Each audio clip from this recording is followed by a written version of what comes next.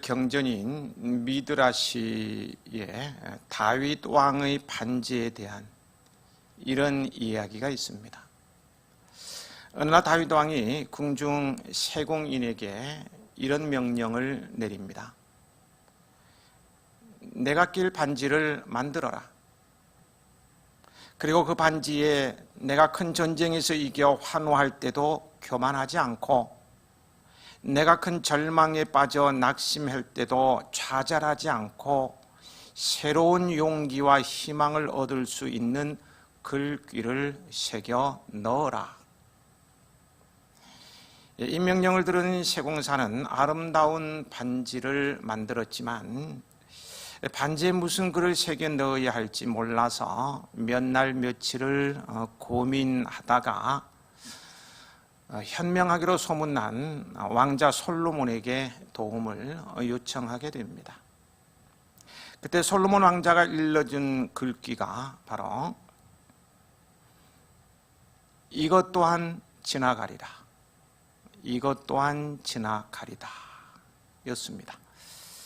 세공인은 이 글귀를 반지에 새겨 왕에게 바쳤더니 다윗 왕은 매우 흡족해하면서 세공인에게 큰 상을 베풀었다고 합니다. 오늘 우리의 삶이 그런 것입니다. 내가 성공했을 땐 너무너무 기쁘지만, 그래서 한턱 내기도 하고 막 그러지만 그 시간도 지나갑니다. 그러니 성공했다고 해서 교만할 이유가 없습니다. 또 내가 슬프고 절망적인 상황을 만났다고 해도 그 상황도 지나갑니다. 그러니 내가 언제까지 슬퍼하고 절망할 이유가 없어요. 성공했을 때 교만하지 말고 낙심될 때 포기하지 말아야 합니다. 이것 또한 지나가리라. 오늘 본문에서는 너희는 이전 일을 기억하지 말며 옛적 일을 생각하지 말라고 합니다. 옛 일은 다 잊어버리고 새 일을 기대하는 여러분의 인생 여정길, 삶의 현장이 되길 소망합니다. 이사야서 43장은 하나님께서 바벨론의 포로로 붙잡혀간 이스라엘 백성들의 마음을 위로하기 위하여 주신 말씀입니다. 비록 그들이 바벨론의 포로로 붙잡혀 가긴 했지만 하나님께서 반드시 그들의 본향으로 다시 돌아오게 해 주실 것이며 그들에게 새로운 삶을 허락해 주시겠다는 거예요. 18절에 보면 하나님께서는 바벨론의 포로로 붙잡혀 온 이스라엘 백성들에게 너희는 이전 일을 기억하지 말며 옛날 일을 생각하지 말라고 말씀하십니다. 지나간 과거의 일을 내 의식 속에서 지워버리라는 거예요. 여기서 말하는 이전 일은 무엇을 가리킬까요? 16절, 17절입니다. 같이 읽어보시겠습니다. 나 여호와가 이같이 말하노라.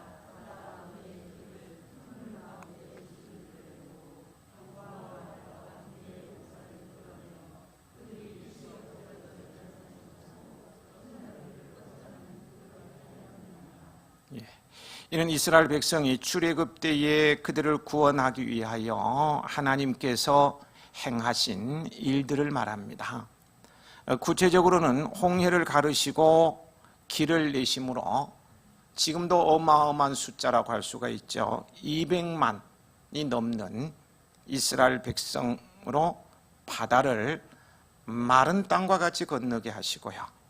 이스라엘 백성을 추격했던 당시 최강의 정의부대 애국 군대를 홍해에 수장하신 경악스러운 사건을 가리킵니다. 이는 이스라엘 입장에서 보면요, 대단히 놀라운 구원의 사건이에요. 두고두고 기억하여 기념하며 노래할 만한 사건이고 실제로 그렇게 하였습니다. 또 하나님께서도 이스라엘 백성들에게 그 일을 영원히 기억할 것을 요구하기도 하셨어요. 근데 여기서는 하나님께서 이스라엘 백성들을 향하여 그처럼 놀라운 일을 기억하지 말라고 하시는 거예요. 하나님은 이스라엘 백성들이 영원히 기억해야 할 이 놀라운 구원 사건을 왜 기억하지 말라고 말씀하시는 것일까요? 그 이유를 19절에서 이렇게 말씀하고 있는데요. 함께 읽어보실까요? 보라,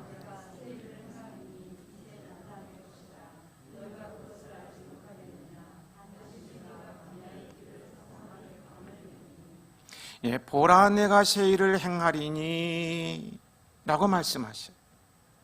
이는 그들을 위하여 이전 일과는 또 다른 놀라운 일을 행하실 것이기 때문입니다.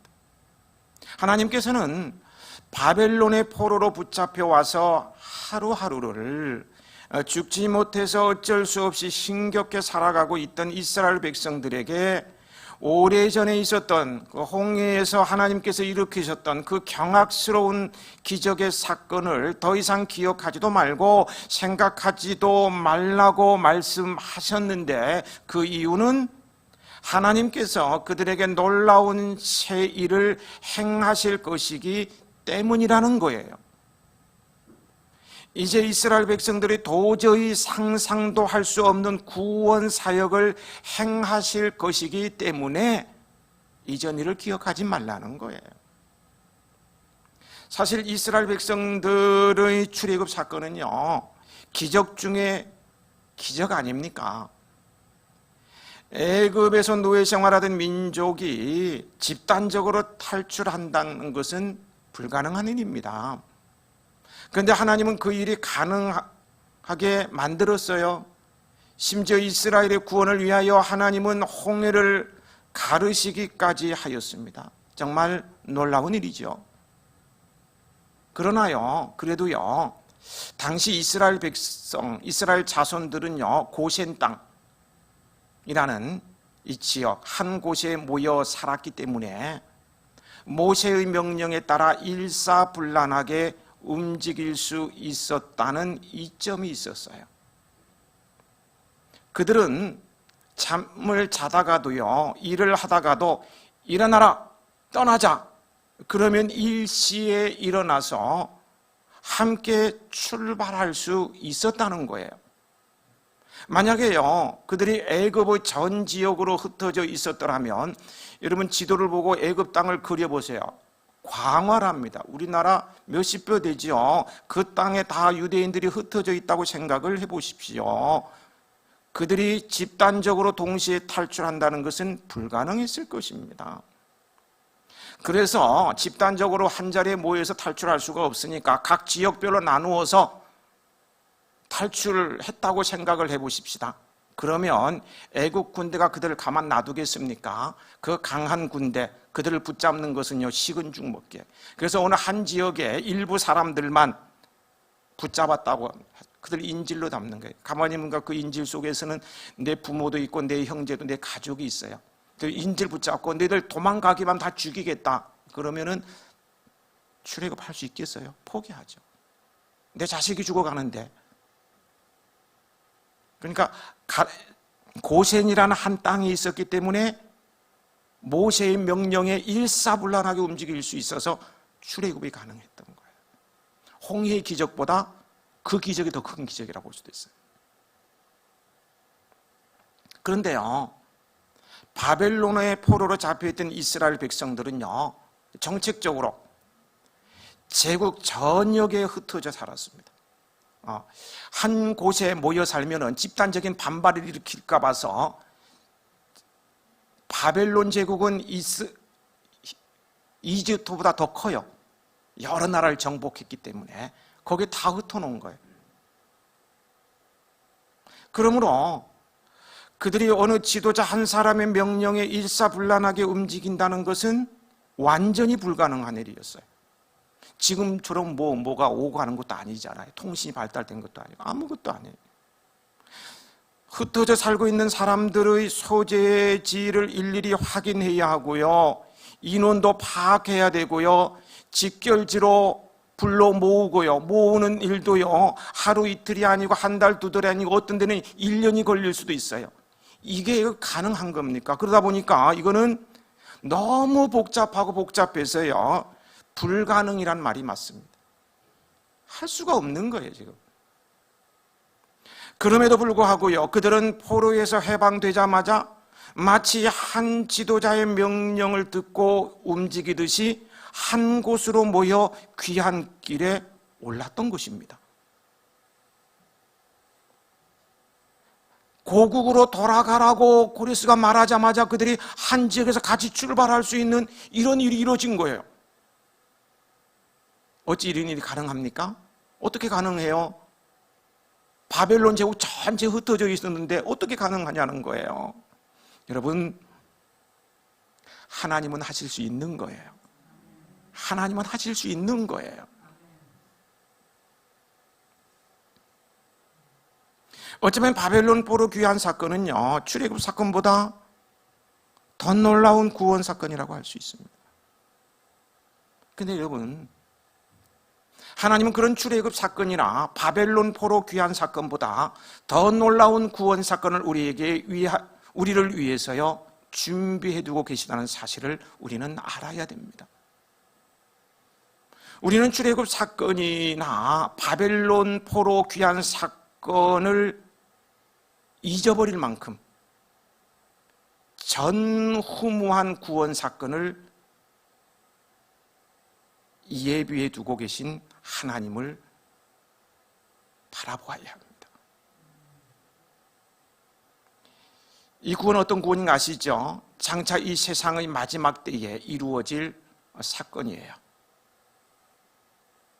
생각해 보십시오. 하나님은 이 세상 마지막 때에 이 세상은 물론이고요, 모든 악한 원수들을 심판하고 멸하실 것입니다. 그리고요, 바벨론 제국 정도가 아닌 세상 곳곳, 이 지구촌 다 세상 곳곳 말입니다. 우리 대한민국뿐만 아니라 아시아뿐만 아니라 유럽뿐만 아니라 저 아프리카 오지에 있는 사람까지, 동서와 남북을 통틀어 지면의 모든 곳에서 택한 백성들, 그것도요 지금 살아있는 자와 죽은 자들까지, 1000년 전에 죽은 자까지, 전부 죽은 자들까지 한 명도 빠뜨리지 않고 다 불러 모으시고 그들을 온전히 구원하시고 영원한 하나님의 나라로 인도하여 들이실 것입니다.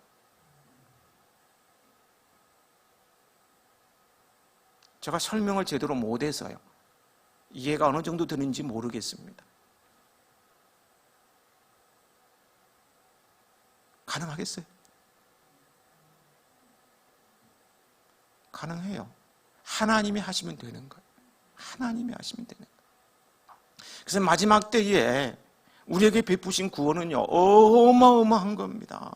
예수 믿는 사람, 1000년 전에 죽은 사람, 몇백 년 죽은 사람 다 불러 모으고 한 사람 놓치지 아니하고 전부 불러 모아서 하늘나라로 들이신다. 하나님이 가질 수 있는 거예요. 이러하신 하나님의 구원은요 오늘을 살아가는 우리들 성도들 각자의 삶 속에도 예비되어 있고요 구체적으로 실현될 것입니다. 오늘 나의 삶 가운데도 예비되어 있고 구체적으로 실현해 주신다는 거예요. 그러므로 옛 일은 잊어버리시기 바랍니다. 지난날의 일을 티끌마치도 남기지 말고 몽땅 지워버리십시오. 간혹 이런 사람들이 있어요. 제발 그러지 않았으면 좋겠는데 이웃이나 이촌들, 성도들 간에 무슨 일만 발생하면 마음이 좀 수가 틀리고 이상만 하면 수년 전에 있었던 일을 막 소환해냅니다. 몇 년 전에 언제 있었던 일을 다 소환해내고 이러니 저러니 하고 막 욕하고 싸우고 미워하고, 그런 사람들 그거 기억력을 보면은 완전 초인적인 기억력이요. 기절할 것 같아. 내 같은 사람은 어떻게 그거 어제 있었던 것처럼 하나하나 다 끄집어내가지고 왜 그랬느냐고 원망하고 투덜거리고 저주하고.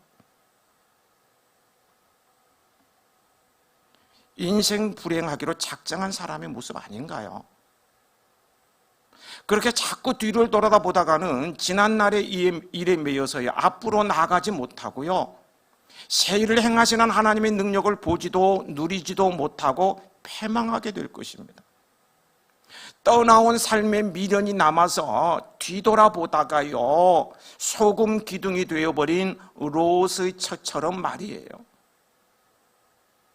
여러분, 우리 하나님은 우리로 과거에만 매이지 않도록 현재에도요, 현대에도요, 오늘도 말입니다, 생생하고 커다란 구원의 역사를 허락해 주고 계시고요, 우리가 상상할 수도 없지만 미래에 더 큰 구원, 더 놀라운 구원을 이루어 주실 것입니다. 그래서 내일을 이야기하고 희망을 이야기하면서 살아야죠. 과거를 얘기하면서 사는 것이 아니고요. 그러므로 여러분은 하나님이 여러분에게 행하신 일뿐만 아니라 장차 이루실 더 큰 구원을 기대하고 소망하며 살아가시기 바랍니다. 오늘 주님 안에서 최선을 다하는 삶을 사시라는 거예요. 시험 환난 당해도 낙심하지 마시고요, 놀라우신 하나님은 우리의 기대와 소망을 충족하게 세우실 뿐만 아니라 감당할 수조차 없는 감격과 감사가 넘치도록 은혜로운 일, 복된 일을 이루어 주실 것입니다. 지난날의 일과 비교할 수 없이 더 크고 놀라운 일을 보여주시고 이루어 주실 거예요. 여러분은 이전 일, 그것이 과거에 하나님께서 베풀어 주신 정말 기가 막힌 기적의 사건일지라도요, 그것을 소환해서 거기에 취해 살지 마시기 바랍니다. 취하면 실수해요. 취하고 살지 마세요. 또한 실패로 얼룩지고 쓰라린 아픔이 되는 지난날도 다 잊어버리시기 바랍니다. 하나님께서 앞으로 그것과 비교할 수 없이 더 크고 놀라운 일을 일으켜 주실 것이기 때문입니다. 그 일을 가르쳐서요, 오늘 본문은 이렇게 말씀하고 있습니다. 19절 후반부와 20절인데요 거기 19절 후반부 반드시부터 20절까지 함께 읽어보시겠습니다.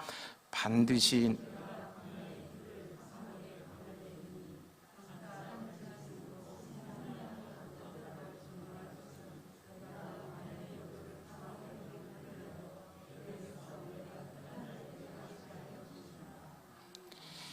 이는 새 일이 무엇인가를 구체적으로 말씀하신 것입니다. 여기에 보면 하나님은 광야에 길을 내고 사막에 강을 내실 것이라고 하셨어요. 이는 하나님께서 이전에 행한 일, 곧 바다 가운데의 길을 큰 물 가운데에 지름길을 내셨다고 하신 거기 16절의 말씀과 대응을 이루는 말씀이죠.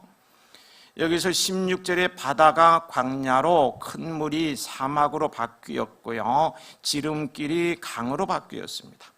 이는요, 하나님께서 행하실 새 일이 상황만 바뀌었을 뿐 이전 일과 거의, 그러니까 홍해를 가르시던 그런 일과 거의 유사하게 진행될 놀라운 일일 것임을 보여줍니다. 사실 바벨론 포로 귀환 사건은 제2의 출애굽 사건이라 불릴 정도로요, 출애굽 사건과는 아주 유사한 면이 있습니다. 그러나 출애굽 당시에 하나님께서 홍해를 갈라 길을 내신 것은요, 문자적 역사적 사실이지만 여기에서 말씀하시는 광야의 길을 내고 사막의 강을 낸다는 것은 문자적 역사적 사건보다는 이스라엘 백성들의 포로 귀환이 장애를 받지 아니하고 형통하게 이루어질 것을 말씀하신 거예요. 바벨론에서 이제 고국으로 돌아감에 있어서 어떤 장애도 받지 아니하고 형통하게 이루어질 것을 예언하는 것이라는 거예요. 따라서 여기서 말하는 광야와 사막은 이스라엘 백성들의 포로 귀환을 방해하려는 요소들을 상징하는 것이다라고 이해할 수가 있겠죠. 이를 이해하기 위해 다시금 출애굽 사건을 생각해 볼 필요가 있습니다. 이사야서를 하다 보면 출애굽 사건이 계속 반복될 수밖에 없습니다. 이해하시기 바랍니다. 몇 주 전에도 지난주에도 똑같은 말씀을 이렇게 나누게 될 것 같습니다. 출애굽기에 기록되어 있던요, 이스라엘 백성들이 유월절 사건으로 말미암아 애굽에서 노임을 받았지만 그렇다고 해서 그들이 가나안으로 가는데 아무런 장애도 없었던 것은 아니잖아요. 그들이 가나안에 입성하기까지는 수많은 장애들을 만나야만 하였습니다. 그러한 장애를 대표할 만한 것이 바로 홍해였어요. 당시요, 이스라엘 백성들 앞에 놓인 홍해는 그들로 절망적인 탄식을 하게, 보는 순간 아이고 죽었구나, 아이고 나 죽었다, 이젠 끝났다, 막 탄식을 하게 하고요, 심지어 구원의 하나님을 의심하고 그분을 향해 원망을 토로하게 할 만큼 심각한 장애물이었어요. 그들이 홍해를 통과하지 않고는 가나안에 들어간다는 것은 불가능이었습니다. 마찬가지로요, 바벨론에서 해방된 이스라엘 백성들에게도 그들이 본향으로 돌아가는 데 있어서 홍해에 버금가는 장애 요소들이 있었어요. 그러한 장애 요소들이 뭐라고 표현되고 있어요? 바로 광야와 사막으로 표현된 것입니다. 그런데 하나님은 출애굽한 이스라엘로 홍해를 마른 땅처럼 건너게 하신 것처럼 바벨론 포로에서 해방된 이스라엘 앞에 놓인 모든 장애 요소들도요, 홍해와 버금가는 광야와 사막들도요, 하나하나 다 거두어 주심으로 그들이 형통하게 본향으로 들어갈 수 있게 하셨어요. 하셨다니까요. 다 들어갔어요. 이는 궁극적으로요, 그리스도의 대속으로 말미암아 죄에서 해방되어 구원의 길에 있는 우리 성도들의 앞길에 놓인 장애도 하나님께서 하나하나 제거하시며 형통한 구원을 베푸실 것임을 보여주는 것입니다. 그렇습니다. 비록 우리들이요, 죄에서 구속된 것은 사실이지만 그렇다고 해서 완전한 구원에 이른 것은 아니잖아요. 우리들의 완전한 구원은 언제 이루어집니까? 천국 입성으로 완성되어집니다. 그리고 그 이전까지는 우리들의 천국 길을 가로막는 홍해나 이 광야, 사막과 같은 장애 요소들이 여전히 산적하여 있습니다. 그래서요, 우리들은 이러한 장애 요소로 인해서 자칫 낙심할 수 있어요. 열심히 살다가 홍해를 만나고 사막을 만나고 광야를 만나면은 아이고 왜 이러냐, 왜 나만 이런 고난을 당하는 것일까, 아이고 또 고난이네, 또 아픔이네, 참 힘들다. 그래서 낙심할 수 있다는 거예요. 하지만 과거 출애굽한 이스라엘을 가로막는 홍해를 가르셨듯 바벨론 포로에서 귀환하는 이스라엘을 보호하시고 사막의 길을 내셨듯이 하나님은 우리 앞에 놓인 모든 장애 요소들을 그의 백성된 우리를 위하여서 하나하나 그때마다 제거하여 주십니다. 그리하여 우리의 구원을 완성하게 하실 것입니다. 그러므로 우리들은 앞에 길을 막는 장애 요소가 있다 해도요, 이를 두려워해서는 안 됩니다. 그것이 아무리 크고 아무리 절망스럽게 보여도 결코 여러분은 위축되거나 낙심하지 마십시오. 모세와 같이 담대하게 하나님이 행하실 큰 일을 기대하며 잠잠히 기다리십시오. 그리고 하나님의 도우심을 의지하여 여러분의 발길을 힘차게 담대히 내디드십시오. 그러면 말이에요, 절망의 강물과 같은 장애가 사라지고 그 앞에 하나님의 구원의 대로가 놓여지는 역사를 경험하게 될 거예요. 낙심을 주며 심령을 곤고하게 하여 죽음에 이르게 하는 사막이 생명의 강수로 변하는 역사를 체험하게 될 거예요. 아멘이시죠? 참으로 하나님은 우리들의 길에 놓인 모든 장애를 제거하시며 우리들에게 필요한 모든 것을 충족하게 채워주셔서 형통하게 하시며 완전한 구원을 이루어 주실 것입니다. 이런 하나님의 만극하신 약속과 은혜가 여러분과 함께 하시길 축복합니다. 그런데 이런 복은 과거를 돌아보는 자에게는 절대로 주어지지 않습니다. 하나님은 우리에게 자유의지를 주셨어요. 우리로 하여금 믿음으로 앞을 바라보고 앞을 향하여 나아가는 자에게 이런 은혜를 주시는 것입니다. 멈추어서고 자꾸 뒤를 돌아보고 과거를 회상하는 자에게는 하나님께서 능력을 베풀어 주시지 않습니다. 21절 말씀 함께 읽으시겠습니다.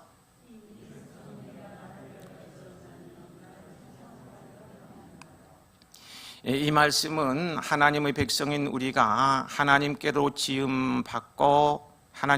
지음받고 구원받은 목적이며 우리가 이 세상을 살아가는 목적이며 이유이기도 합니다. 하나님의 백성인 우리는 오직 한 가지 목적, 하나님을 찬송하기 위하여 이 세상을 살아간다는 거예요. 이에 대해서요, 신약 고린도전서 10장 31절에는 그런즉 너희가 먹든지 마시든지 무엇을 하든지 다 하나님의 영광을 위하여 하라고 말씀하십니다. 여러분, 이것이요 우리가 이 세상을 살아가는 유일한 이유이며 우리의 정체성입니다. 우리의 본래의 모습은 하나님께 영광을 돌리는 자라는 거예요. 우리는 이 일을 통하여 영원히 가도 후회하지 않을 수 있는 결과를 맺게 되어요. 하나님의 영광을 드러내는 삶을 살면 끝까지 후회하지 않는 삶을 살아가게 된다는 거예요. 우리의 정체성이기 때문에 우리가 무슨 일을 하든지요, 그 일을 통하여 하나님께 영광을 돌리면 우리의 마음이 그렇게 기쁠 수가 없어요. 너무너무 좋고 행복해요. 다른 사람이 나를 통해서 나를 보면서 하나님을 찬양하면 너무너무 행복해요. 내가 하나님의 영광을 돌리는 삶을 살고 있다는 것이 증명되어지면 너무 행복해요. 더 나아가 자신의 정체성을 잊지 않고 하나님의 영광을 위하면 그 일을 통하여서 우리가 모든 사람 앞에서 지극히 존귀한 자로 인정을 받게 될 거예요. 하나님께서 그렇게 세워주시는 거예요. 또한 자기 스스로 그런 자신이 얼마나 자랑스러운지 모릅니다. 그래서 자신의 정체성을 회복하고 그대로 사는 자는 인생이 행복한 겁니다. 즐거운 거예요. 그리고 그 앞길은 하나님께서 반드시 책임져 주십니다. 그 반대의 경우도 우리에게는 나타납니다.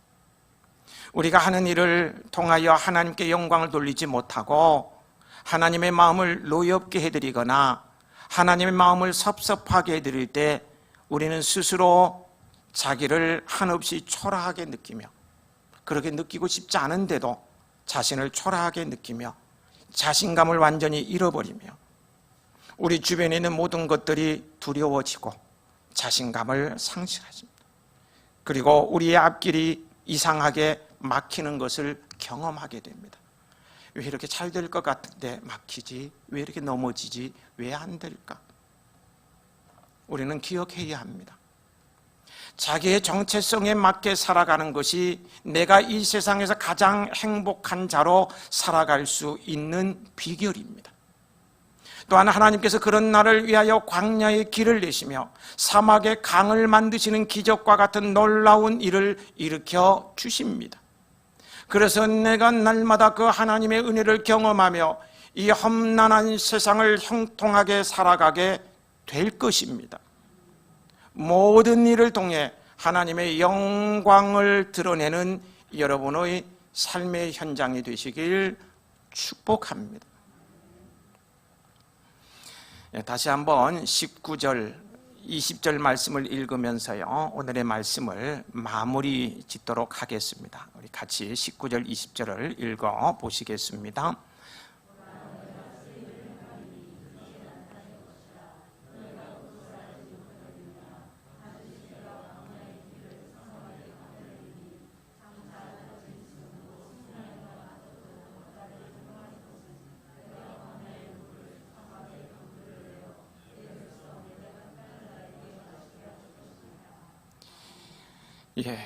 절망 가운데 있는 이스라엘 백성에게 새 일의 시작은 어떻게 됩니까?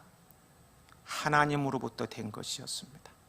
새 일은 누가 한가요? 하나님이 하시는 거예요. 하나님으로부터 된 것입니다. 하나님께서 새 일을 행하시겠다고 지금 말씀하셨습니다. 여러분 잘 들으세요. 광야는 길이 없어요. 맞죠? 광야는 길이 없어요. 사막은 물이 없어요. 맞죠? 지금 이스라엘 백성의 현실이 광야와 사막입니다. 그들이 맞닥뜨린 상황이 광야와 사막이라는 거예요. 광야와 사막 같은 인생에 하나님은 길을 내시고 물을 주신다고 하셨어요. 우리는 이 말씀 가운데 우리를 보아야 합니다. 내 자신을 보아야 한다는 거예요. 하나님은 광야와 사막의 인생에서 우리에게 도피하라고 하지 않습니다. 광야를 만났다고 사막에 부딪혔다고 도피하라고 말하지 않는다는 거예요. 돌아가라고 말씀하지 않습니다. 빙빙 돌라고 말씀하지 않아요. 인생의 문제는 도피한다고 해결되는 것 아니지 않습니까? 간혹 직면한 문제를 도피하려고 몸부림치다가 죽음이 도피처라고 생각하는 사람도 있더라고요. 참으로 영원한 벌을 받을 해서는 안 될 못된 짓이죠. 죽음의 도피처가 될 수 있는 건 아니에요. 우리는 인생이란 광야와 사막과 같은 것임을 받아들여야 합니다. 그것이 인생입니다. 인생이란 광야와 사막이라는 거예요. 우리가 이 땅에 사는 동안 광야와 사막의 인생을 걷게 되어 있다는 말씀입니다. 누구는 광야가 아니고 누구는 사막이 아니에요. 인생은 누구나 할 것 없이 이 땅을 사는 동안은 광야와 사막의 인생을 걸어가야만 합니다. 그러면 질문이 나오는 거예요. 이 광야와 사막의 인생을 걷는 우리는 어떻게 해야 합니까? 길이 없는 광야, 물이 없는 사막 어떻게 해야 하느냐는 거예요. 이 질문 앞에 저는 답을 찾으려고 굉장히 노력했어요. 여러분 답을 찾으셨습니까? 인생은 광야인데 사막인데 길이 없는데 물이 없는데 어떻게 살아요? 어떻게 사느냐는 거예요. 들어보세요. 우리는 광야에서 길을 내시는 하나님을 믿고 이 길을 가야만 합니다. 사막에서 강을 내실 하나님을 믿고 이 사막을 살아내야 한다는 거예요. 도피하지 말고 사막에 강을 내고 광야에 길을 내시는 하나님을 믿고 광야 인생을 살아내어야 한다는 거예요. 도피하지 말고 살아내어야 한다는 거예요. 믿음으로. 여러분 우리는 이 시간 말씀을 통하여 내 광야의 인생 가운데 길을 여시는 분을 만났어요. 사막의 인생 가운데 강을 내시는 분을 말씀을 통해서 만났어요. 내 인생이 광야와 같이 길을 잃었을 때 길을 여시는 하나님을 바라보시기 바랍니다. 내 인생이 사막과 같이 죽을 것 같을 때 반드시 강을 내실 하나님을 믿으시기 바랍니다. 오늘 말씀을 통해서 찾아오신 그 하나님을요, 고난 앞에서도 찬송하며 나아가시기 바랍니다. 우리는 광야와 사막에서도 새 일을 행하시는 영원히 잊을 수 없는 참 사랑의 하나님을 만나게 될 것입니다. 옛 일은 다 잊어버리고 새 일을 기대하십시오.